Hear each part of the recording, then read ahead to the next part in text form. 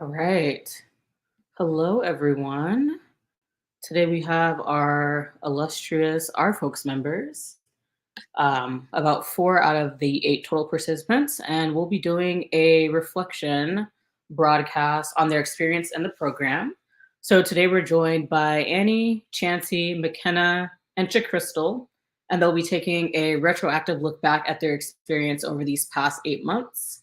To give you a little bit of a brief description, if you aren't familiar, Our Folks is a content creation program designed for LGBTQ plus youth of color, created by URGE, Unite for Reproductive and Gender Equity, which is a state-based young people's reproductive justice organization prioritizing people of color, queer and trans folks, and low-income people. So I'll have everyone go around and introduce themselves. Annie, can you kick us off? Sure. Hi, my name is Annie. I use she, her pronouns. I am located in Georgia. I actually work full time in the RJ movement, doing mostly like research and policy work. Our folks was just like a really fun way to combine what I love and do every day for the RJ movement with my love for just content creation. So it's been great, and I look forward to talking about it. Hey everyone, I'm Chancey. I'm originally from Texas, but currently based in Southern California. I'm also a researcher, and my work centers around bodily autonomy and highlights the connections between anti-Blackness, LGBTQ plus discrimination, and ableism. It's really nice to see you all. Hi everyone, my name is McKenna. I use she, her pronouns. I am originally from Connecticut, but currently living in DC and relocating to Baltimore in a couple weeks. I'm a sociologist and also a researcher, and my research interests involve sexual and reproductive health for Black and Brown women, STD, STIs, HIV prevention, and bodily autonomy as well.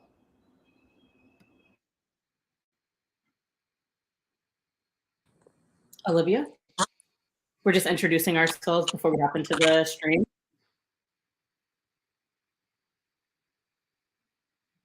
Sorry, I thought Crystal was going. Hi, everyone. My name is Olivia McDowell. I am a graduating senior at Spelman College, majoring in comparative women's studies with a focus in arts and visual culture.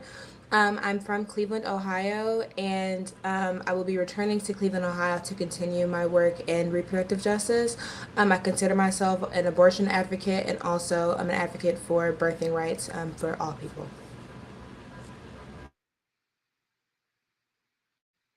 And Crystal will close us out.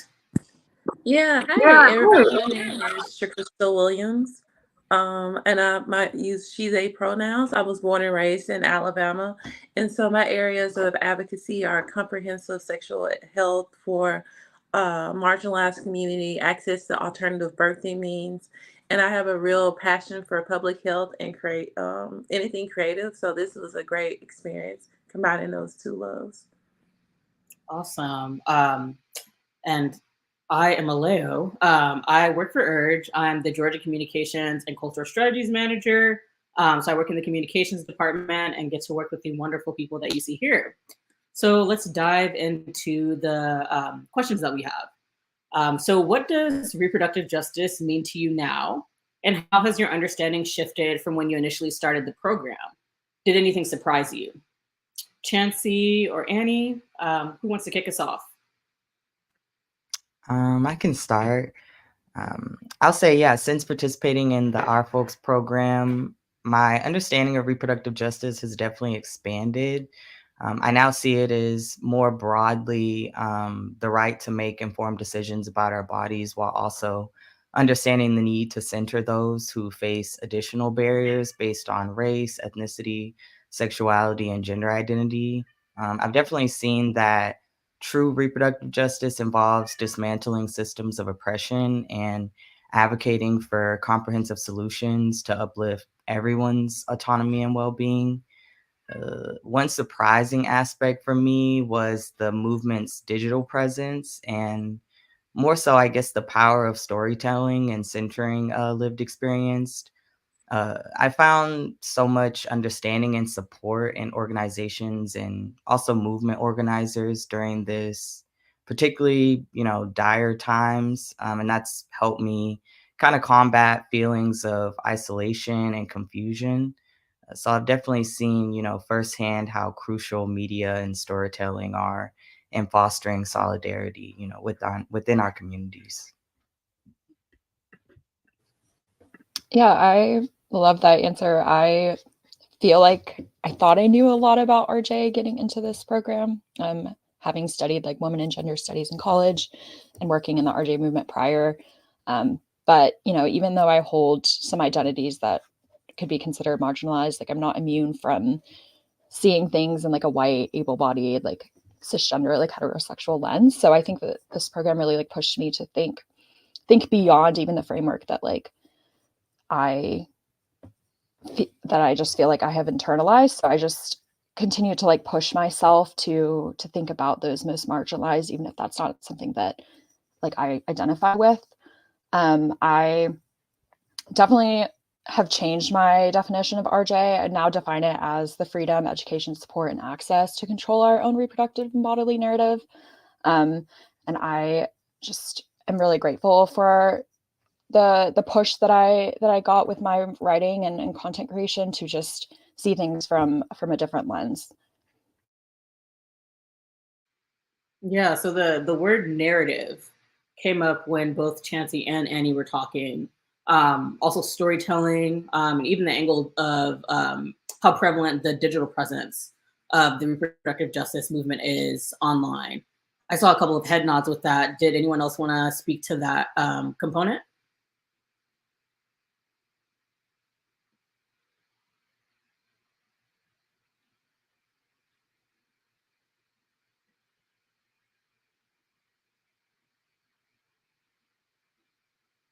That's okay. Um, yeah, I think part of the thrust of this program is really assisting you all, and really letting you lead the way and learning how to make sense of your story, your identities, your experiences, and connecting that to a larger angle. Um, there were a couple of people who did some pieces about sort of cultural pieces that came out. And really, these pop cultural pieces are like a microcosm of larger dynamics that we see in society. So in talking about the sort of content that you all produced, what piece of content did you enjoy the most, either creating or consuming from your other fellow participants? Olivia, McKenna, Crystal, feel free to take us away. Okay, perfect. So I would say I did two different pieces on the color purple, which are very culturally significant for me as a Black queer woman. And so my first piece was more of like a reading list, and I think that was my digital content. And then I also did like the actual blog post for it. And I would say that's probably one of my favorite pieces that I've written, just because it was the first time I was really able to combine like my academics and like my Black feminist theory, like academic framework with aspects of like literature that not only is just huge just in the Black feminist canon, but also just in African American communities specifically, and also for queer folks specifically with the writings of Alice Walker. And so with me creating that piece and like sharing it and my mom being like, no, I need to share it with all my friends. I feel like using the color purple, it was definitely like a vehicle in which a lot of people intergenerationally and also just from different generations, specifically Black women, and like in my experience, but they were able to contextualize the things that I was saying when it came to lesbian continuum, when it came to sexuality and sexual identity, just kind of as a spectrum, and also just becoming like woman identified and just introducing all these different terms, but through something they were familiar with, and also something that was relevant to the time. I would say that piece, and then also I did a like a de-influencing piece, which is super crazy because on social media, as of like this last week, there's been this huge drive for like blocking celebrities after the Met Gala. And so it's just super interesting seeing like a piece that I wrote like a month ago and seeing how with social media and just with pop culture, it's kind of like rolled into something bigger than what I, even wrote about and what I thought. So those are my two favorites.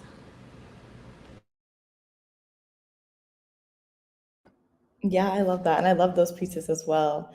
I think in terms of like creating and consuming as actions, I definitely enjoyed both of them equally. And I think as a consumer of my peers' work, that kind of helped me understand just how expansive creative content can be, and especially the reproductive justice movement, which is so very nuanced and so diverse.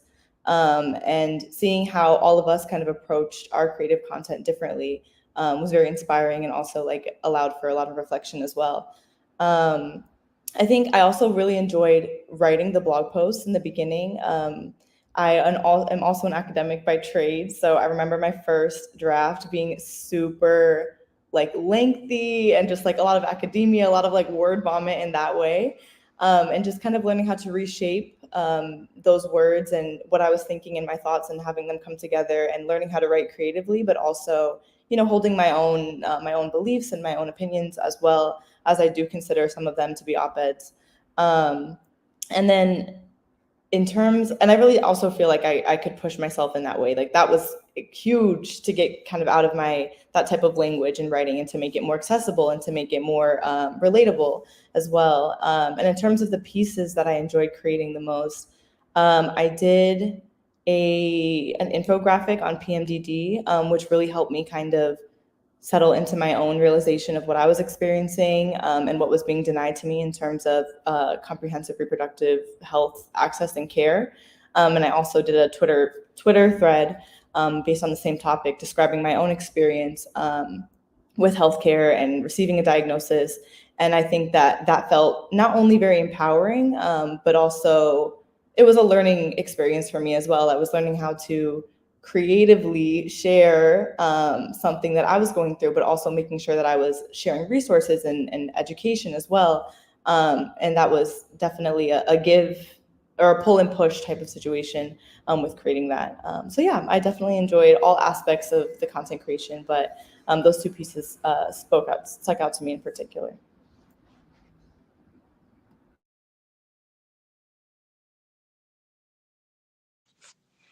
And then as for me, Olivia and McKenna touched on it a little bit, but it was just really inspiring seeing how much creativity that everyone showed. Everyone had these different topics, these different ways of exploring their themes, but there was always these underlying themes within everyone's work, just within reproductive justice, that I really appreciated. So it was really inspiring seeing everybody's work, really.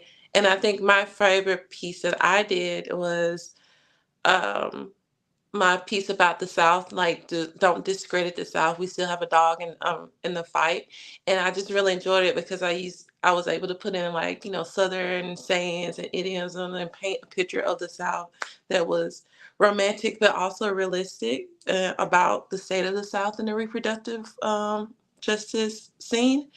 So I really enjoyed the content creative part of this, and I think like McKenna said, I'm also an academic by trade, so I am very prone to rambling.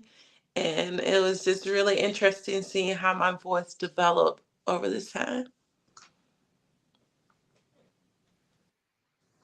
Nancy, I know we worked on a couple of blog pieces, and I saw you nodding your head about the academic component. Did you want to speak to that a little bit about maybe the challenges that you faced shifting from writing in a very like sort of esoteric way to orienting your writing more towards a generalist public? Yeah, definitely. I'd say, yeah, just like Crystal said, it was definitely a challenge, but I think it just helped me so much to synthesize what I was saying. I think, in research, um, even though it can be very to the point, there's like fluff sometimes. And so it was like, okay, how do I narrow down like my main themes and get that out? Like, how do I do that? And obviously you were really helpful with that.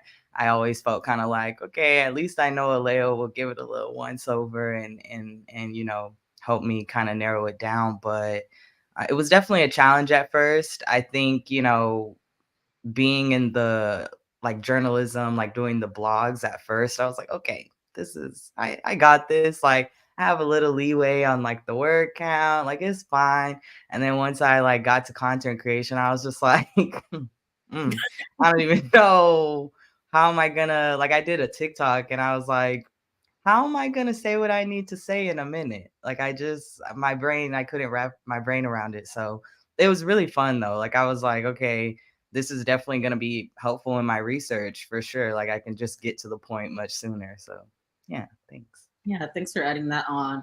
And I just wanted to say, Olivia, I loved what you said about generating pieces that your mom was able to understand and able to share with her network. That was something that was really important to me also as an academic. There are lots of academics in the room, as you can see. But I think that was one of the frustrations with being in academia that eventually pushed me to leave was, I was writing this stuff and it was stuff that my mom couldn't even understand.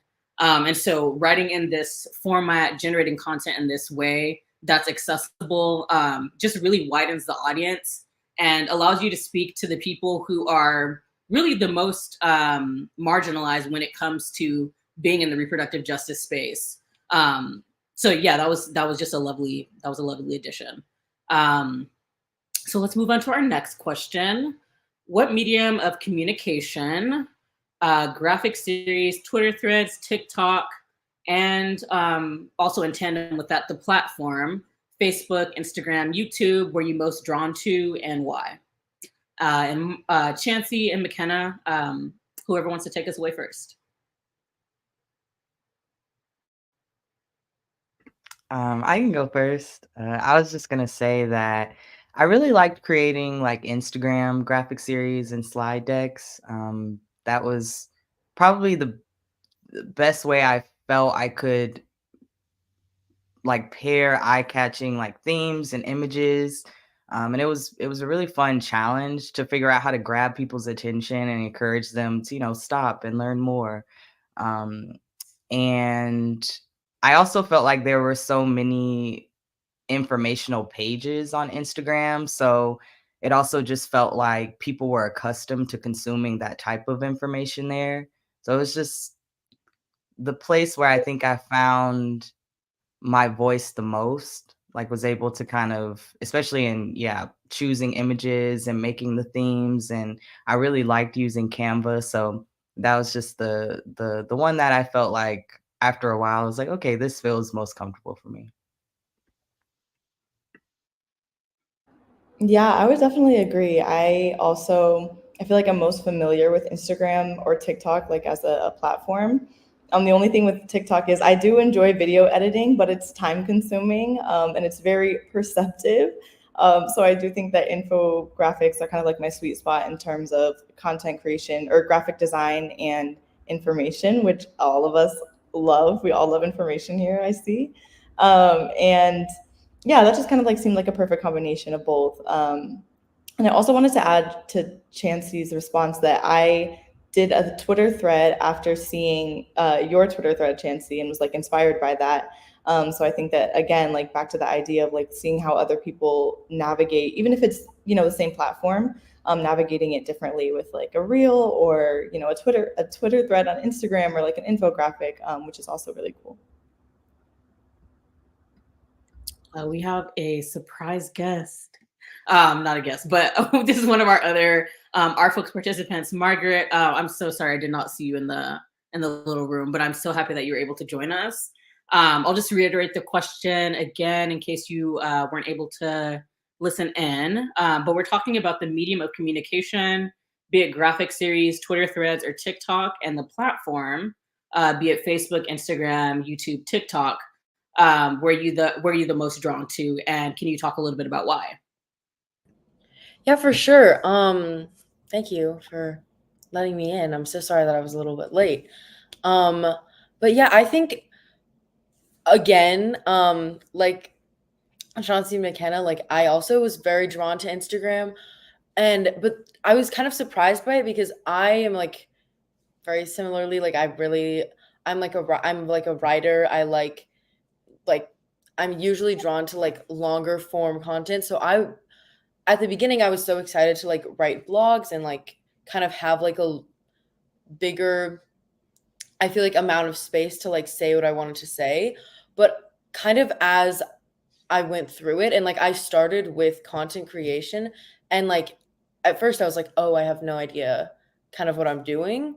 But then as I went on with it, I found it really fun, and like I found it like it is a like very creative outlet kind of, and I think it was a really like interesting and educational experience to be able to like toe the line between what like looks interesting and like what is eye catching, and then how can you get like as much information but like all keep it kind of on the same topic, so you're not just kind of like throwing a bunch of stuff at people, especially because on Instagram, like the thing that I think I was really trying to keep in mind was like people, like, you know, you have to like catch people's eyes, right? And you have to like kind of be like, you know, social media, there's like so many things you can see on the internet, so like why do people want to look at your thing? And I feel like that was like, it was just a really kind of, that was like a fun challenge to kind of try and find like what's going to make people like want to learn more, you know? Mm-hmm. Yeah, and I think something else that I witnessed was some of you sort of realizing that you didn't have to say everything you knew about a topic in one particular piece, and that there was the capacity to do like some sort of series and a continuation to engage with the same topic. Um, on another note, I'm kind of interested if any of you started like, say, started producing a TikTok and then you wrote the script and you started recording and you were like, I'm not doing this. If any of you all did that, like tried to play around with the medium, like dipped your toe in and then quickly retracted, can you talk a little bit about that? I can. I feel like the TikTok idea sounded good to me, and I was like, how hard can editing a video possibly be? Because like I feel like the amount of TikToks I consume in a day, like it seems like it would be so easy because all these people do it.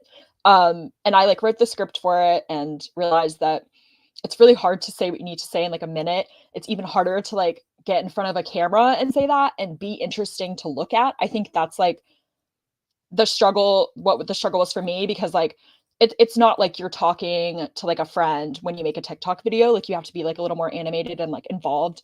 And that is something I'm like super not comfortable with. I would love to get there.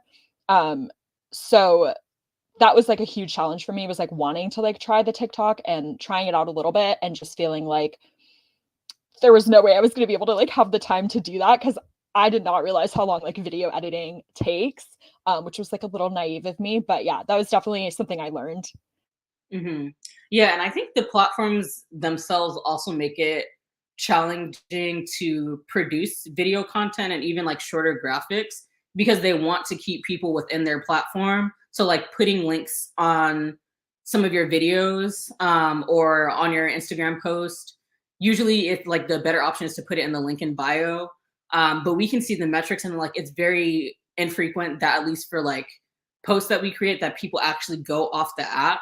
So it's like having to navigate with the way that the platform builds it, and then also sort of learning the trends of the audience and learning how they navigate with the content, or how they engage with the content, I'd rather. Okay, let's move to our final question in case y'all want to continue to think through some of this stuff, but would love to know how you all will carry what you've learned forward in the program into your activism and advocacy as you move forward into your next chapters. Crystal, Annie, and Olivia.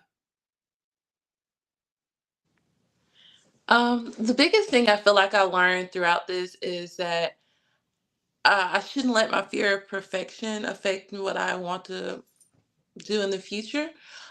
Even when in terms of writing, writer's block, just like you want to write the perfect piece that's gonna address everybody and change the world. That's not realistic. And the same thing is for the movement as well. You're not gonna, you don't have to be Superman when it comes to changing the reproductive health world. You don't have to come up with this intervention or like this speech that would change everything.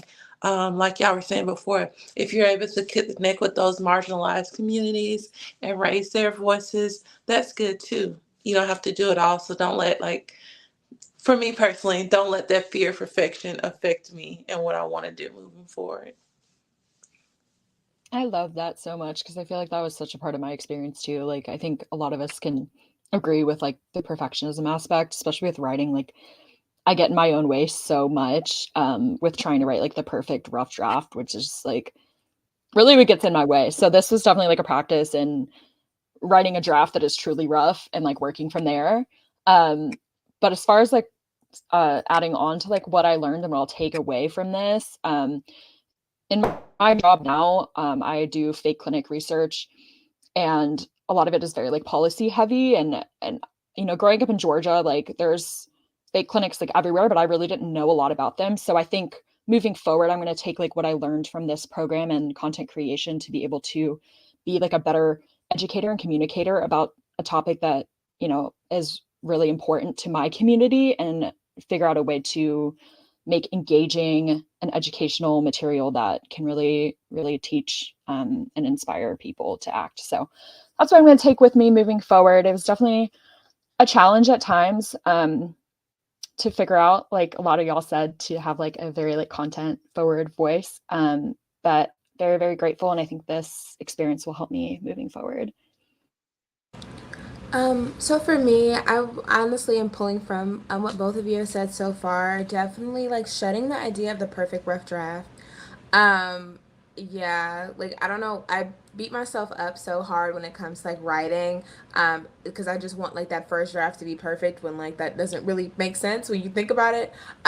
So kind of moving through that and allowing myself more freedom and leeway when just like getting my thoughts out and just getting them down, and then giving myself enough time to really reform and rework them. I would say that would be the first thing, the first takeaway, and then the other one would be really the importance of researching and like checking the news, honestly, and like checking the news like constantly. Like, of course, I watch the news anyway, but with our folks, I've definitely been more like diligent about like looking at policies, looking at the changes in the different political, like in political and societal landscapes, just because if you aren't paying attention, or like as soon as you like blink an eye, you have rights one day and they're gone the next. And so just making sure that you're aware of those things, just because, you know, in the future, you never know what spaces you may be in. You may not be in an academic space anymore. You may not be necessarily in a reproductive justice type of nonprofit framework. And so being able to stay up to date on current issues that are going on and that also may affect you as well are definitely two takeaways for sure.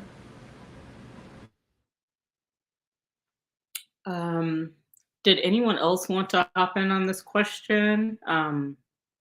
Yeah, I think it's really interesting to think about how this program can propel you into the future in terms of your next steps. So if you have any other people who want to comment, would love that. No pressure. I think that especially with the writing aspect, I definitely will be trying to incorporate like some of the ways I learned to make what I'm writing about more relatable, more accessible in academia. I am entering a PhD program in the fall, but I don't want to lose. Thank you, thank you. But I don't want to. I don't want to be an academic so that I can make academia inaccessible, or the ideas that we're talking about inaccessible. I think that is, Aleo, you mentioned like it's such a barrier when you're researching and like talking about important things that deserve to be accessible by everyone, and that impact the most marginalized folks. But they're in language that you can't understand. They're like guarded up by journals that we can't afford. The knowledge is just it's not being disseminated as it should. And I think that having completed this program and knowing that I'm going to continue in academia, I will very much try my best to make it so when I speak or when I write, everyone can understand what I'm talking about, no matter, you know, who I'm working with or what I'm working on or what I'm researching. At the end of the day, the communities most important to the reproductive justice movement need to be able to know what we're talking about and learn as well as we are learning alongside each other. So I think that is something, not sure how I'm going to do it, but I'm going to do it and try to change academia in that way.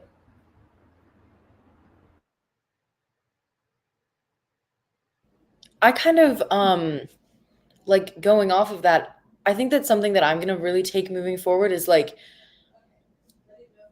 it's kind of twofold, like being able to like educate other people kind of about all of the different, and like educate people in a way that's like you said, like not like completely like abstract and like kind of not like using like very like kind of like practical language that like a lot of people can understand.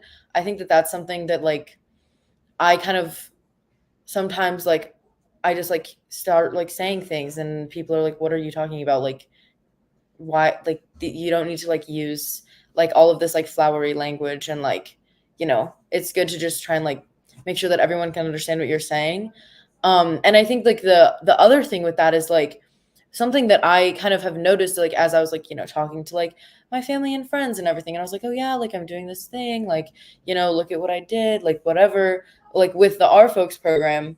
And they were like, oh, but like what are you like I'd be like, oh yeah, like I'm writing this thing about like public transportation. They're like, okay, well, like what does that have to do with reproductive justice? Like what do you mean you're writing about public transportation?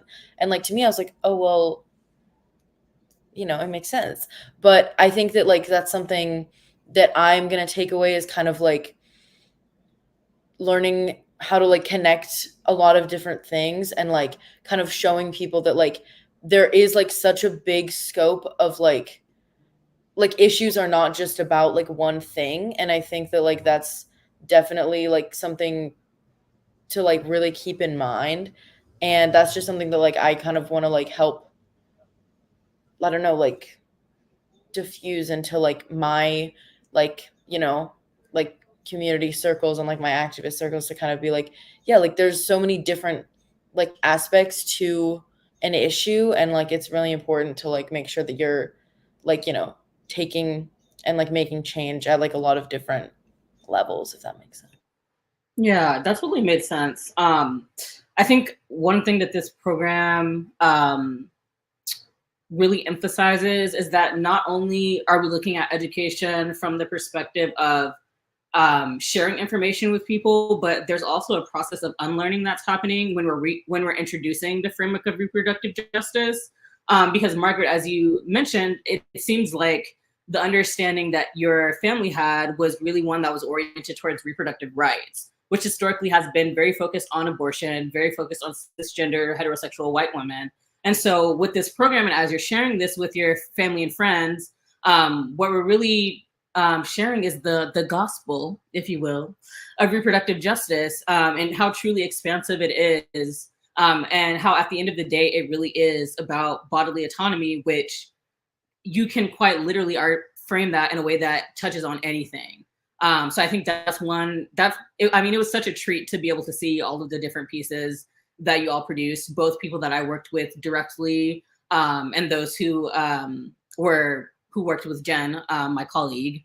But yeah, I think it was just, it was great to see. And I don't know if y'all know this, but I actually did this program in like some year, a long time ago. And like maybe like 2017 or 2018. During this time, it was called the Student Journalist Program. So it was just focused on journalism. And I think as I watched you all produce these pieces and like see the ways that the program expands, one thing that it really did was like give me a lot of respect for people who do content creation, or for people for whom this is their job, like doing educational, social justice related stuff, and like getting into that cadence of pumping out content every single day. I like don't understand how they do it, but yeah, it gives me a massive amount of respect for people who do that digital education work, because it's such a crucial part of our movement. And this was not a question that I prompted y'all with, but this is of course our 2023-2024 cohort.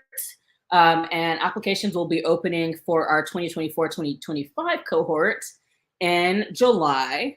I was wondering if y'all have any advice for people who are interested in exploring this program, who think they might want to apply.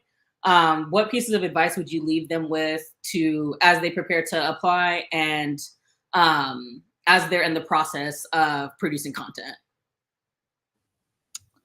I have some advice. I think just really like own your story and your background, and be proud of what you've been through and who you are, and like take that to inspire your content.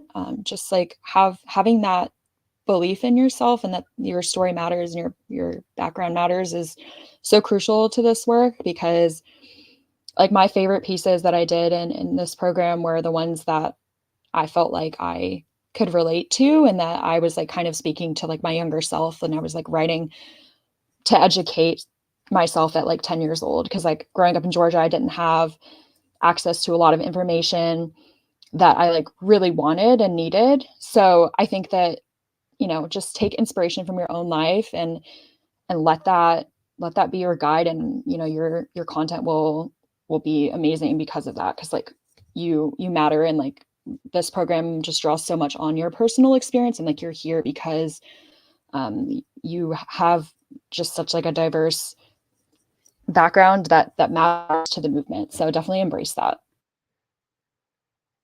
A piece of advice from me would be definitely like making a list of possible topics, or just like even just things, or like stories or headlines that you're interested in. Um, and like even if it doesn't like out the gate like seem like it has to do with reproductive justice, I'm sure there's a way that we can tie it to bodily autonomy, which means you can tie it into reproductive justice. And so I would say that like the times when I had like kind of like a list going of like possible topics to choose from for that month, and then researching like the news and like current topics surrounding whatever like idea it was, definitely was helpful when it came to condensing and like figuring out what topics to write for like whatever given time. Thanks, Olivia.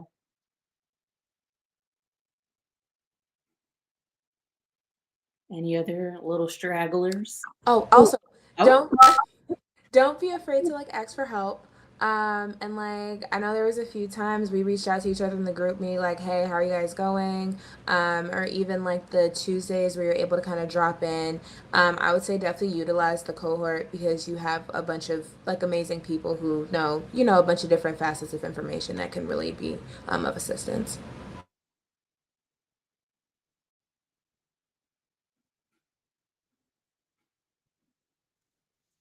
And I think one for me is just being that, like Olivia said, being able to bounce those ideas off people are really important. Like even your cohort and even like friends and family, they can give you a kind of realistic point of view of like, well, if I'm trying to reach people who aren't familiar with this topic, let's see how they respond to it, and they can give you some feedback for your pieces. And then also, um, just taking time to explore the multiple sources that we have, not just like going for, once again, academia, you go to like a journal website, but looking at the small organizations that are in your area, seeing if they have pieces or people that you can look to or ask questions about, just branching out when it comes to resources as well. I'd say also don't be afraid to get out of your comfort zone. You know, like I was saying earlier, I'm a researcher, and so I just knew journalism would be like my favorite, part, but it really was the content creation. Like I don't think I really think of myself as super creative. And so I was like, wow, well, honestly though, seeing other people's creativity helped boost mine a lot, I feel like, but it definitely was out of my comfort zone. And so I thought I would be super, anxious about it. But once I kind of got, like ideas kind of flowing, it became much easier than I thought to kind of tie together a theme. So yeah, I just say, keep an open mind. Don't necessarily like silo your work, look at other people's, and yeah, just make sure you are taking into consideration things that you haven't really considered before. I'd like to echo that. I think definitely opening yourself up to the possibility that like when you receive feedback on your work, you might, experience a change in perspective. Maybe the way that you're explaining something isn't the way it's being received, and kind of being okay with that, being able to receive that. It will make you, a better creator, a better educator, a better visionary, whatever you're trying to accomplish with the program. And in that way, that will push you out of your comfort zone as well.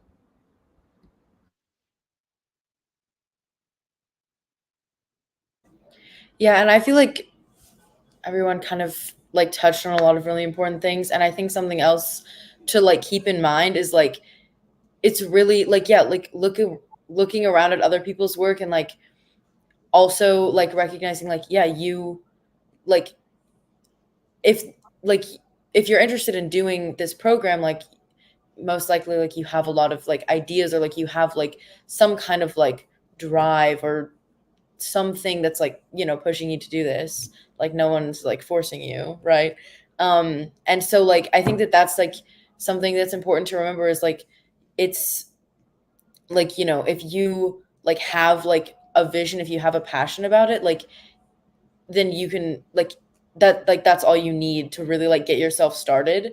And I think that like that's kind of something to just like keep like centered is like this is something that you are really like serious about. And I think that that's like and then being able to like look at that and like look at like keeping like a list of ideas and like looking around at other people's ideas and kind of using that to like be like okay, and like everyone else is kind of being able to do this, and so I can do this, and like it kind of all like creates like a nice like diverse array of perspectives, which is like the whole point.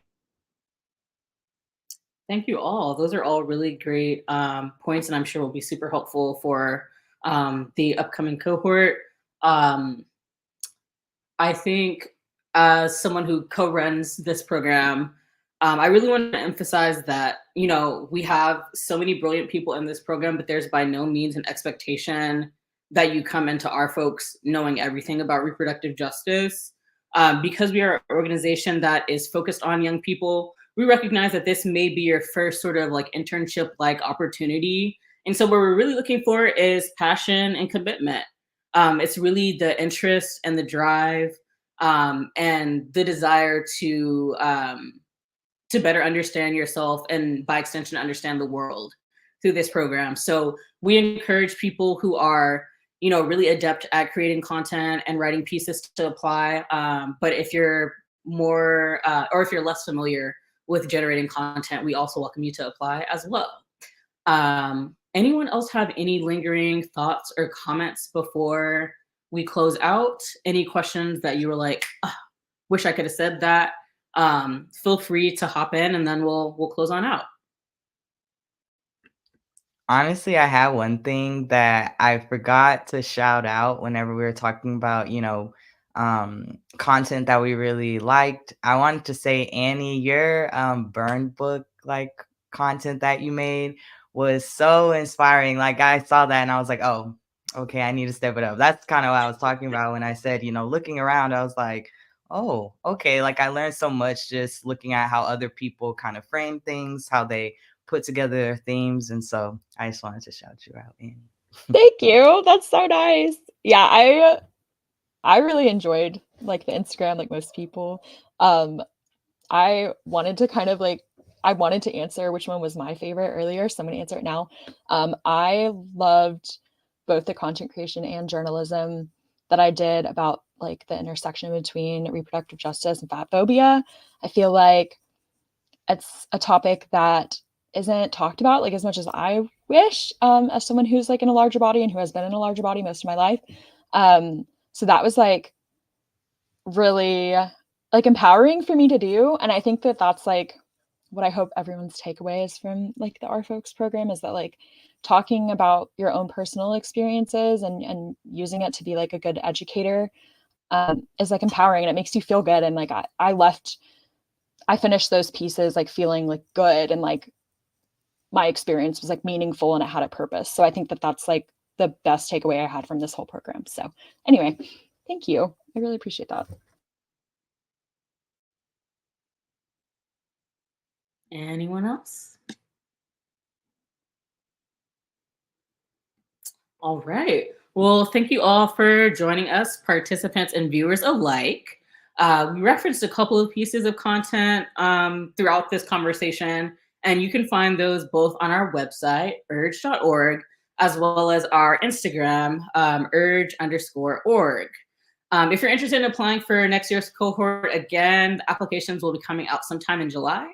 So keep an eye on our website and social media so you don't miss out on the opportunity. Thanks so much for watching, and we'll chat with y'all later. Bye-bye.